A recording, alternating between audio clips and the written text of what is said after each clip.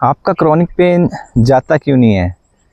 चाहे वो back pain हो, नेक पेन हो, कहीं पे स्टिफनेस हो, माइग्रेन्स हो या कोई डाइजेस्टिव इश्यूज़ हों। आपने तरह तरह के डॉक्टर्स को भी दिखा लिया होता है और क्वाइट ऑफन आपके पेन को ब्लेम किया जाता है कि you have some scary findings in your MRIs, like bulging disc बताई हैं आपको, हर्निएशंस बताई हैं, डीजनरेशन या स्ट्रेटनिंग ऑफ कर्व। और आपके लाइफस्टाइल को ब्लेम किया जाता है, सिटिंग आवर्स, आपके पोस्चर को, या फिर एक्सेसिव बेंडिंग, लिफ्टिंग। तो आप जब उनके डॉक्टर्स के बताए प्रिकॉशंस को फॉलो करते हो, सारे मेडिकेशन लेते हो और बॉडी को रेस्ट देते हो, तो अगर आपका पेन या आपके सिम्टम्स उस फिजिकल कॉज की वजह से हैं तो वो ठीक हो जानी चाहिए एक सर्टेन टाइम फ्रेम के बाद, क्योंकि आपने बॉडी को हील करने का मौका दिया है, आपने कुछ चीज़ें अवॉइड की हैं। और ये भी हमें पता है कि body can heal anything, body is design to heal itself. तो फिर आपका पेन ठीक नहीं हो रहा है तो क्या आपने कभी सोचा कि ये जो दर्द कभी जाता ही नहीं है, ये क्या कहना चाहता है आपसे? तो एक बहुत ही यूनिक पर्सपेक्टिव मैं आपके साथ शेयर करना चाहता हूँ जिनको नहीं पता है माइंड बॉडी कनेक्शन के बारे में। तो we spend so much of our lives trying to push the pain away, physical pain away और इमोशनल पेन अवे, कि ये पेन ठीक हो जाए। But what if the way out is actually through it? आपको पेन के through जाना है उसको हील करने के लिए।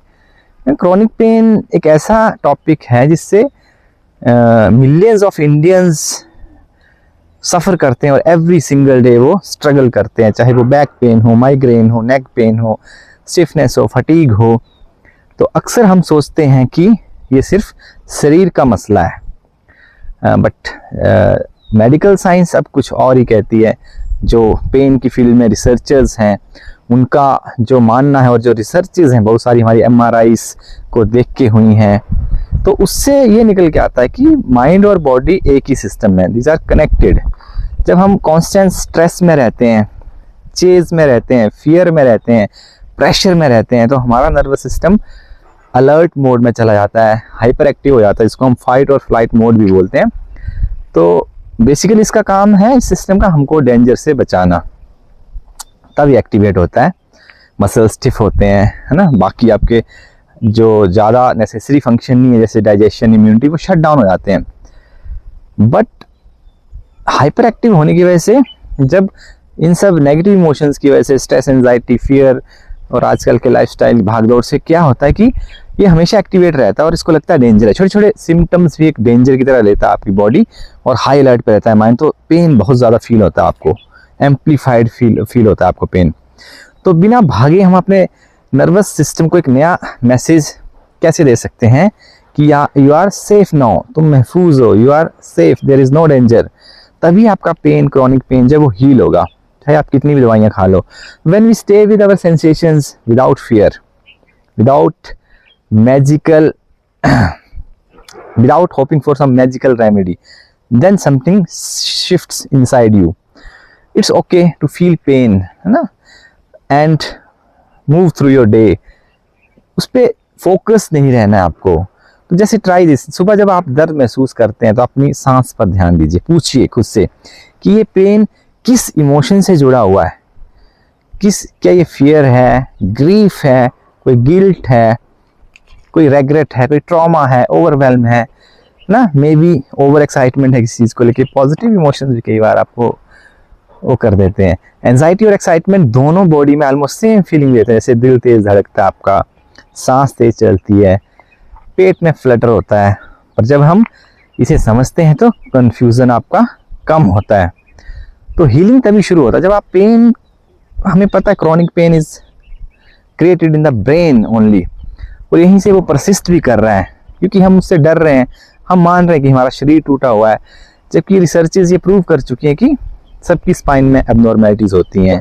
आपको पेन के साथ रहना, डिस्कम्फर्ट के साथ रहना और बॉदर नहीं होना सीखना पड़ेगा, तभी आपकी बॉडी को लगेगा कि पेन जो मैं प्रोटेक्ट करने के लिए दे रही हूँ इसको तो इससे तो कुछ फंक्शन हो ही नहीं रहा है, ही इज़ नॉट बॉदर्ड, तो वो अपने आप पेन कम करता है फिर। तो आपकी बॉडी एक आपका ऐसा माइंड बॉडी आपका ट्राई करता है कि आप उसे सुने। It's like a old friend waiting to be heard. तो जब आप इसको सुनोगे, अंदर से महसूस करोगे कि क्या मैसेज दे रहा है पेन आपका, अपने इमोशंस को महसूस करने की हिम्मत रखोगे, चाहे वो कितना भी नेगेटिव इमोशन हो, किसी अपने के लिए हो या जो भी जिससे आपको इनसिक्योरिटी, आप वो फील नहीं करना चाहते, आपकी कोई बुरी आदत है, कोई गिल्ट है, तो आप अकेले नहीं हो इस दुनिया में, सबको होता है फील। बट उनको जितना सप्रेस करेंगे उतना ही आपका क्रॉनिक पेन परसिस्ट करेगा। तो हीलिंग कोई डेस्टिनेशन नहीं है, कि एक रिलेशनशिप है अपने आप के साथ, आपकी बॉडी, आपके माइंड, आपकी लाइफ के साथ। तो फ्रीडम जब बिगिन होती है आपकी क्रॉनिक पेन से, वो अंदर से बिगिन होती है, ना कि किसी डॉक्टर के क्लिनिक में जाके, if it's chronic pain. Of course आपको एक्यूट पेन के लिए तो डॉक्टर के पास ही जाना है। तो ये छोटी छोटी चीज़ें हैं, इससे शिफ्ट होता है आपका माइंडसेट। पेन के लिए अपना पर्सपेक्टिव आप जिस दिन बदल दोगे, उस दिन असली हीलिंग शुरू होगी आपकी। जब आप ऐसा सोचोगे कि मैं ये काम करूँगा या करूँगी, अपना दिन अच्छे से स्पेंड करूँगा या करूँगी, भले मुझे दर्द है, मैं उससे फोकस ना होके प्रेजेंट में जीऊँगी, and it's okay if I have pen.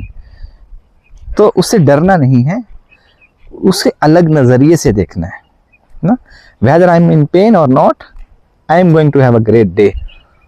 शुरू में मुश्किल लगता है आपको, बट जब आप फेक करना शुरू करते हैं चीज़ों को, तो स्टार्टिंग फेक करने से ही होती है, और माइंड आपका वही चीज़ें मैनिफेस्ट करता है। ये पावर ऑफ माइंड है, आप ट्राई करके देखना। पहले आप नाटक से शुरुआत करिए, खुश रहने की, है ना, बिजी रहने की, छोटे छोटे कामों में व्यस्त रहने की, और आप पाएंगे कि सच में आप पेन आपका धीरे धीरे कम हो रहा है, आपका उस पर ध्यान नहीं जा रहा है, ब्रेन को लग रहा है ये अननेसेसरी प्रोटेक्शन है आपके लिए पेन का, तो इसको हटाओ अब। तो यही है जिस्ट माइंड बॉडी हीलिंग का, क्रॉनिक पेन हीलिंग का। बहुत सिंपल लगता है। जिन लोगों ने सालों साल डॉक्टर की दवाइयाँ खाई हैं, फिजिकल थेरेपियाँ ली हैं और लाखों रुपए खर्चे हैं, वो सोचते हैं, मैं भी ऐसे सोचता कि ऐसा क्या, कैसे हो सकता है कि ये बस इतना सा सोचने से, अपने आप को सेफ फील कराने से माइंड सब कुछ ठीक कर देगा। यही है, sometimes the simplest solutions are the most appropriate solutions to the complex problems in life। तो ये यहाँ भी अप्लाई होता है क्रॉनिक पेन के उसमें। और दुख इस बात का होता है कि करोड़ों लोगों को पता ही नहीं है इस बात का, और शायद ताउम्र उन्हें पता भी नहीं लगेगा, क्योंकि या तो वो बिलीव नहीं करेंगे या तो उन तक ये वीडियो पहुँचेंगे ही नहीं।